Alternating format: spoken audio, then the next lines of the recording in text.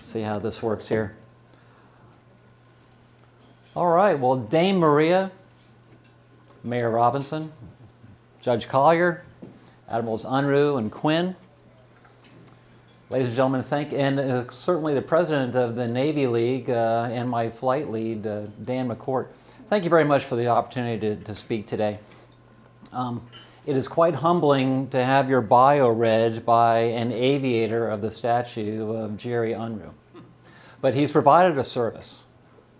And several of you do not know this, but in aviation circles, it is often asked, how do you know if a guy is a fighter pilot? And the answer is, he'll tell you. So now that we have that out of the way, we can press on. You know, the Navy League has been very excited about this particular luncheon and this Admirals Club luncheon, especially after all the activity at the base last week with the change of command.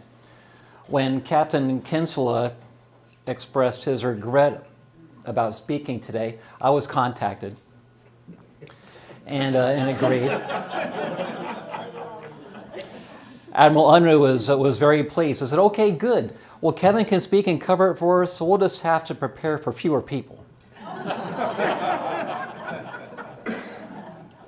Admiral Unruh is a junior officer at heart, little ready room action here. So I picked that up as a challenge.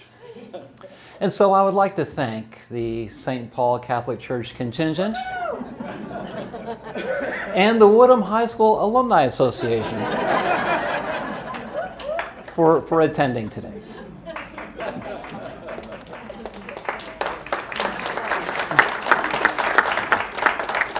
Don't worry, Terry, I didn't mention the year. All right, now it is time to strap in and arm your ejection seats, because we're going to go to the Western Pacific.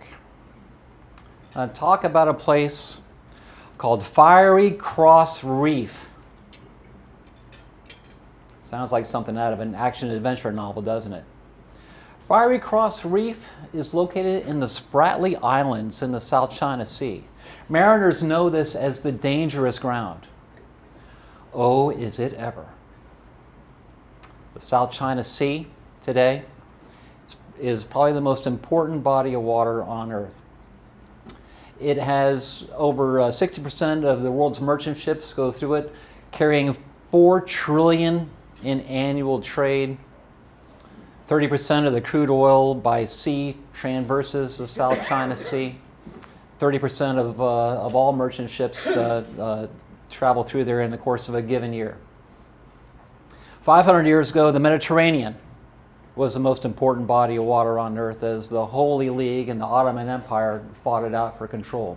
300 years ago, the Caribbean is where European powers slugged it out for control of the New World.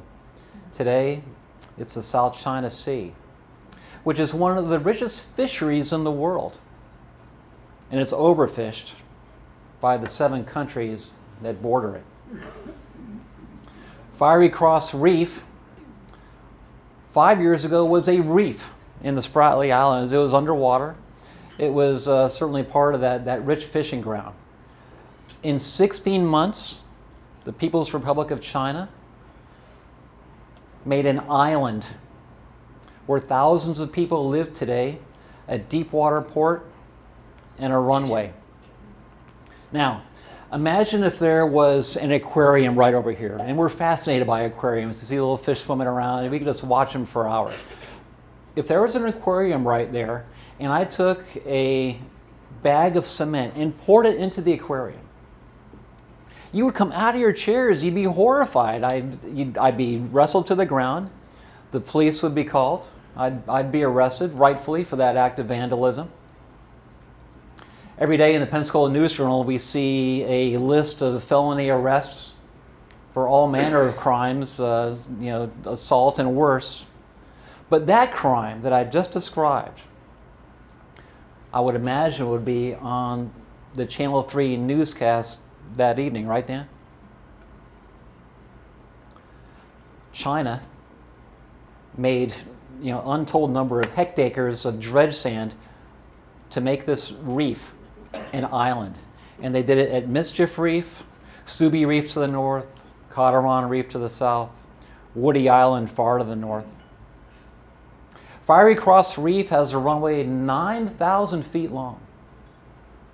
That's much longer than the runway at Pensacola International Airport. The runways at Naval Air Station Pensacola, a major military installation, are 8,000 feet, to give you a sense of what 9,000 feet is. And from a 9,000-foot runway, you can operate any airplane in the world that you want to, fully loaded. Like the H-6K bomber, carrying the YJ-100 cruise missile that can range well into the Philippine Sea and launch that cruise missile that goes hundreds of miles further, down to Australia, into the Indian Ocean, anywhere you want. Fiery Cross and the other outposts that I mentioned have the Russian-built S-400 surface-to-air missile with a range of hundreds of miles that gives China control, whenever they want it, of the airspace in the South China Sea. How big is this body of water? The South China Sea is the size of the nation of Mexico. It's the size of the Caribbean and the Gulf of Mexico put together. It's 1,400 miles long. It's about the size of the United States east of the Mississippi in water. And Fiery Cross Reef is located 700 miles from mainland China. 700 miles, ladies and gentlemen, is from here to Chicago in water, open water. The Chinese believe that the South China Sea belongs to them, historically, from the time of the Tang Dynasty 1,400 years ago. You remember.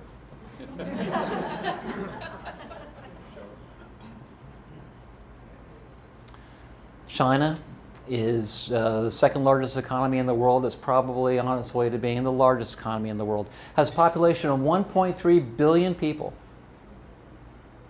It has a middle class of 500 million people, much larger than the population of the United States. And their middle class drives cars and buys houses. They have an interstate system which is the size of the interstate system here in the United States and is continuing to grow. Their economy absolutely depends on trade, seaborne trade. Much of it that goes through their, what they call their near seas, certainly the South China Sea, East China Sea. They want control of the South China Sea. They also want control of their trade routes in the Indian Ocean. And the Chinese Navy, in the past 20 years, is now a blue water navy. And they have a squadron of ships in the Seychelles in the Indian Ocean. They have a naval base at the Horn of Africa in Djibouti. They need to control the road of their Belt and Road Initiative to continue to fuel their economy and make them stronger. That is part of their China dream. The United States, since World War II, has been the guarantor of free seas around the world. For 80 years, a network of allied nations and forward deployed policy and bases has made the United States not only powerful, but quite wealthy, and this benefits the entire world. The seas are free for the entire world to use, and occasionally there's Somali pirates or maybe a conflict in a disputed strait. But it's just the norm. It's our birthright. Many of us in this room know that it's not free, but we just expect it. China is a rising power. The United States certainly has interests in the Far East, but is in relative decline, although we are quite powerful.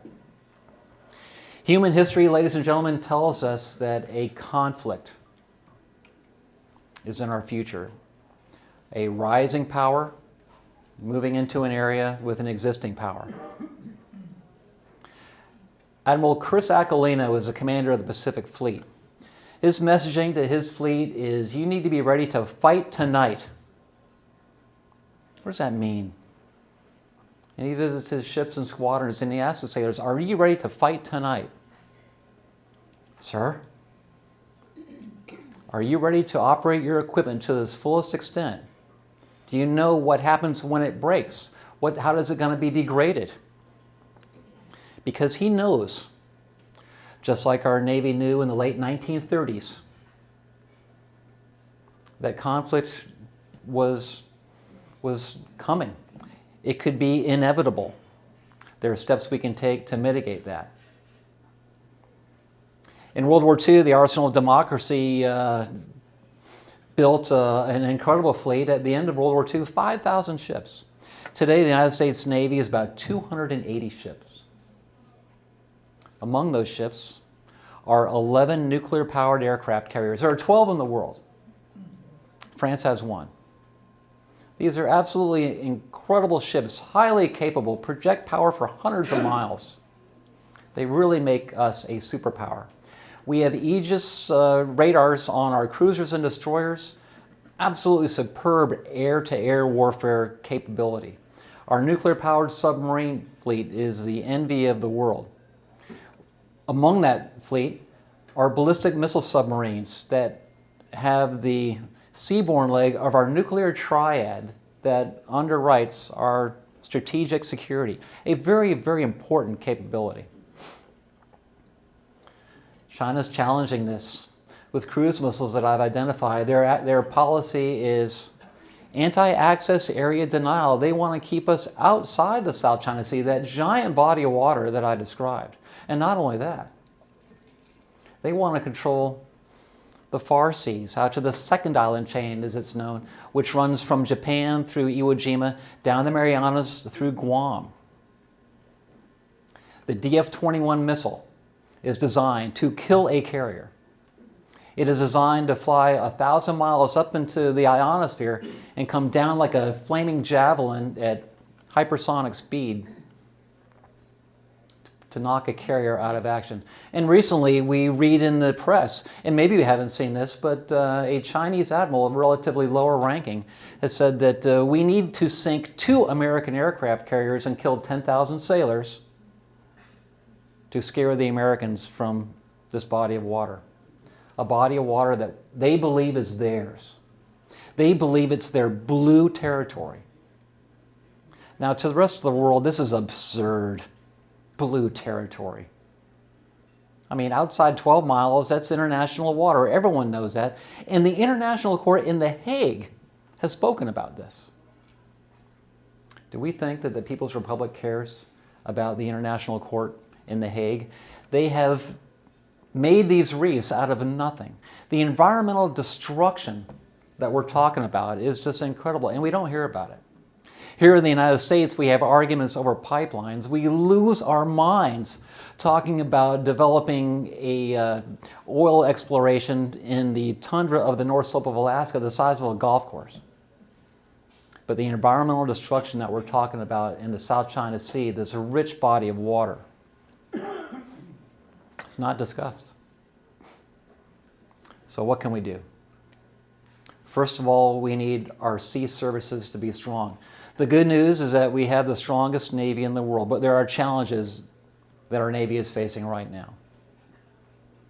Our cruisers that I described, and these cruisers, ladies and gentlemen, with the Aegis radar and the SM-3 missile, can knock down a ballistic missile in outer space. Remember the Star Wars from 35 years ago? Missile defense? Well, that exists now in our cruiser-destroyer force and also in our land force with our Army. We're talking a bullet hitting a bullet. Incredible technology. But those ships are at the end of their service life, and there's nothing on the horizon to replace them in the coming years. Our submarine force, our ballistic missile submarines, our boomers, the Ohio class as we call them, are reaching the end of their service life very soon. And yes, we have a program to replace them in the next decade. We have got to be sure that we actually build those submarines to underwrite our nuclear security. But they're all ending, their service life is coming to an end. Our cruisers and destroyers, our airplanes, we're flying the wings off our airplanes, and what we mean by that is our carrier aircraft have been in combat for over 20 years. In the Middle East, primarily. Iraq, Syria, Afghanistan, flying hundreds of miles carrying heavy loads of bombs. Sometimes they bring them back to the carrier and land, putting tremendous stress on the wings. Our Marine Corps today is flying airplanes, FA-18s, that are going to go to 10,000 hours. The airplane was designed for 6,000 hours. We have to keep flying them. What are we going to do? What can the United States do to prevent conflict that history shows us is going to happen in the coming decade? We can push back. The environmental destruction, now where's the environmental left? Where's the Greenpeace of the world to push back on what the Chinese are doing? I'm not sure they're out there. I don't see them a lot in the press. China is making statements like I described, their admiral making pretty bellicose stuff. I mean, if your neighbor across the street says, I want you out of here and I'm going to burn your house down, you're going to take action, aren't you? You're going to get together with your other neighbors, you're going to call the authorities, you're going to be prepared for that. Oh, no, you're not. We cannot allow this type of rhetoric from a flag officer in the People's Liberation Army Navy. We also have to recapitalize our force. We have to spend the money to ensure that we have the ships and planes in the readiness that we need to have credibility, because the Chinese and the rest of the world, they are watching our budget closer than most American citizens are. They know exactly where we're spending our resources and where we are not spending our resources. The United States Coast Guard, part of our sea services, part of the Navy League orbit. The United States Coast Guard has one icebreaker. It's at the end of its service life. It's going to have to be replaced in a few years, and then there's nothing. And there's 2 poles that this icebreaker is responsible for. There's a plan in the budget that's in Congress right now to build one polar security cutter, an icebreaker, and long lead items for another one. We'll see if Congress actually funds it. We'll find that out this fall. The Marine Corps is tired. The Marine Corps has been fighting ably in Southwest Asia now for some 20 years. Who will fight this war that I described with the People's Republic? It's going to be fought by naval and air forces. It's going to be fought by young men and women, the type that we see here on Palafox and in the airport, teenagers right out of high school that have just arrived in Pensacola from boot camp as they begin their aviation journeys. Those young people that we see here today, they're going to be out there in 3 or 4 years. What can you do? You can be an informed citizen. You can join the Navy League, get Sea Power magazine. You can have awareness of these issues. You can discuss these issues around your dinner table at cocktail parties with your family and friends. You'll know why the United States is putting resources where they should be, or maybe where they shouldn't be. And you can have an understanding of human history that tells us that this is going to happen unless we tell our neighbor, no, you're not going to burn my house down, and I'm going to be ready to meet you. I'm not even going to let you cross the street.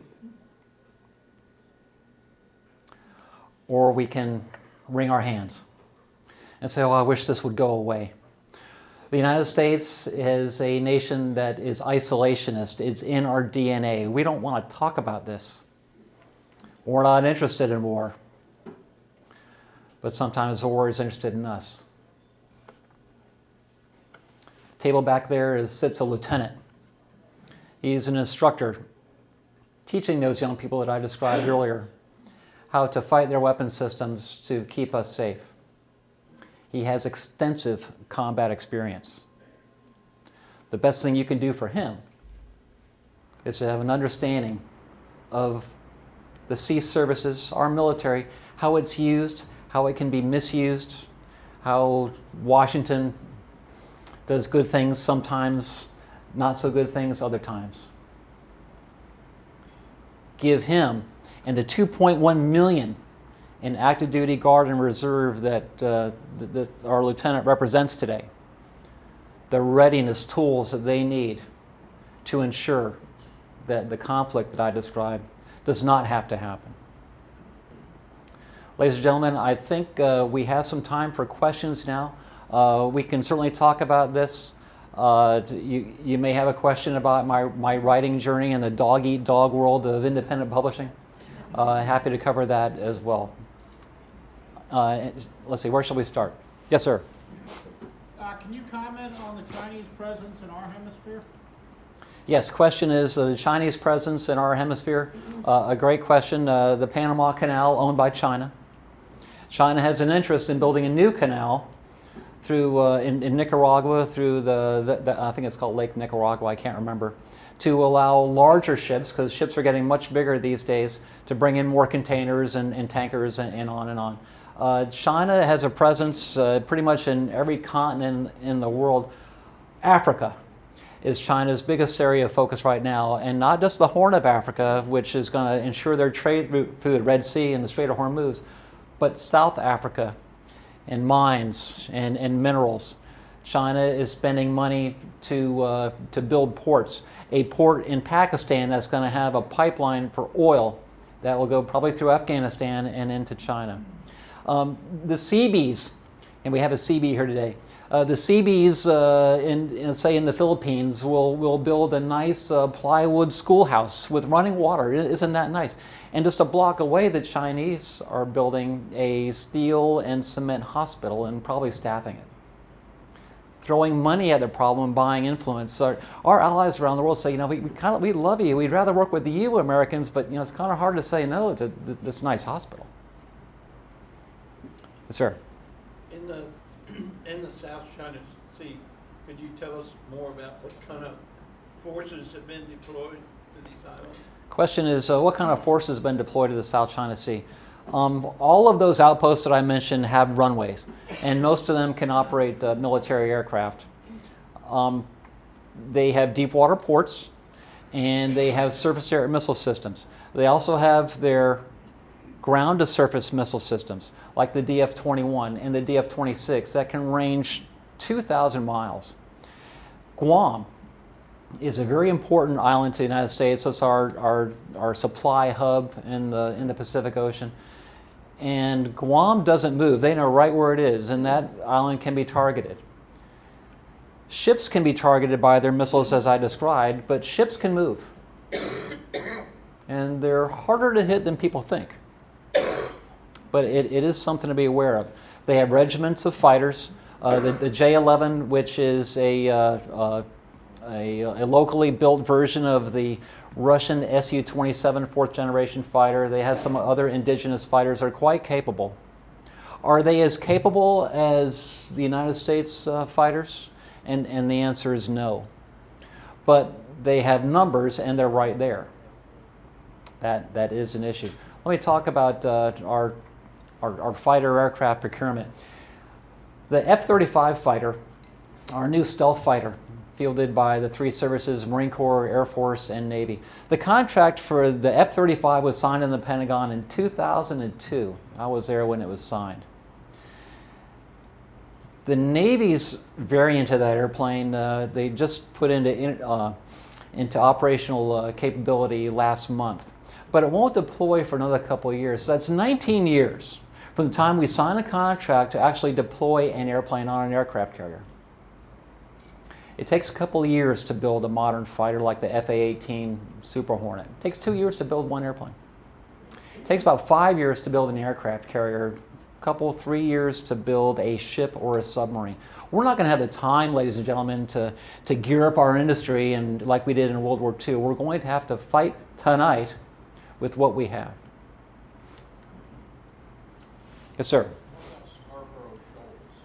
Scarborough Shoals is another low-lying area, maybe some rocks open. I write about Scarborough Shoals in my recent novel. Scarborough Shoals off the Philippines, a couple hundred miles, maybe 100 miles. It's going to, if China goes in and builds an outpost there illegally, but they'll do it because they have, it's going to really help them to shut down the entrance of the South China Sea through there's a strait of water between the Philippines and Taiwan. Very strategically important. A strategically important fishing area for the whole world. Now, you've heard of the Philippine Sea. The Philippine Sea is located east of the Philippines, but the Filipinos now say, well, the Western Philippine Sea belongs to us. Vietnam says it belongs to them. Brunei says it belongs to them. Malaysia has a claim. Taiwan has a claim. But the People's Republic is building stuff. And thousands of people live there with a flag. Possession is 9/10.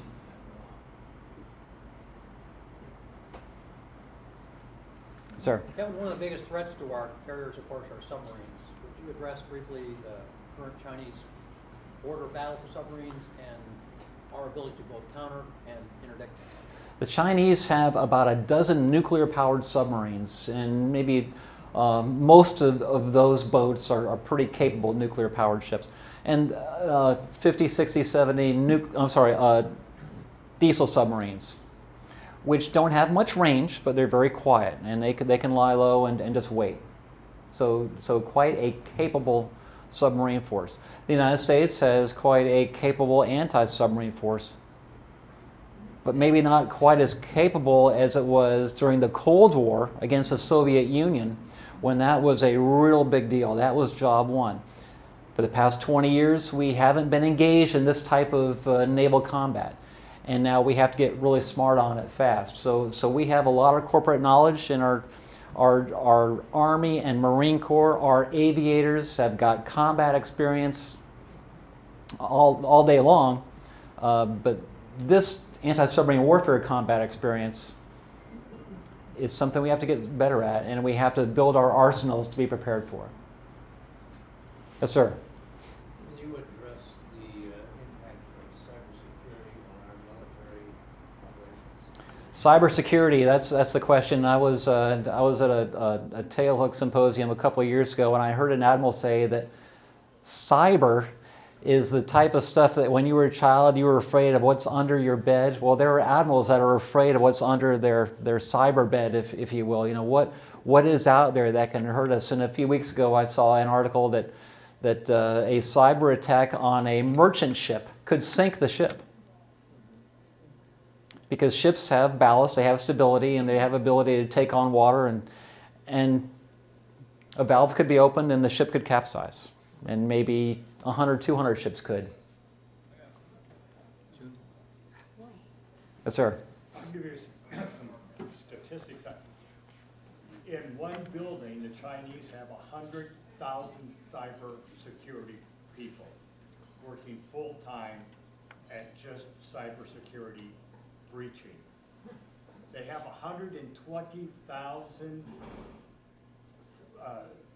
fishing vessels with intel gathering equipment and communication, compared to our 6 tag vessels from the Naval Oceanographic Office. Yes, China has 600,000 fishing vessels around the world, and you mentioned 120,000 or some number of the militia. The Chinese fishing boats have they're a militia, and yes, they're watching and reporting things. They have radios. Who knows what else they have? Serious issue. I see Vice Admiral Unruh standing next to me now, and that's a signal to me. So I think one more question, and then, yes, sir, Mike. Could you tell us how China was able to get control of the Panama Canal? How did China get control of the Panama Canal? And I don't have a definitive answer. I imagine it's a business proposition that they engaged in. All right, Tom, last one. Do you see anybody partnering with us? China's that big, with that capacity, with that money, and that outreach. Can't do this by ourselves, no matter how good our tech or our people are. Great question. And China has one ally in the world, and that's North Korea. Everyone else just has to tolerate China. You know, they're there. They're certainly a world power. But the United States has allies. So yes, and our allies, We have to impress upon them that we need their help. And this is our president going to NATO last year. You know, we need you all for your own good to pay your own way and beef up your forces, and not just standing armies, which are jobs programs, real capability, real warships with weapons and the modern equipment that's needed. So we do have that, and so there is you know, this is a pretty dire picture that I painted for you today, but we do have capability, and we're going to be all right. I'll leave you with this. You may hear of wars and rumors of wars, but do not allow yourself to be alarmed. These things must happen, but the end is still to come.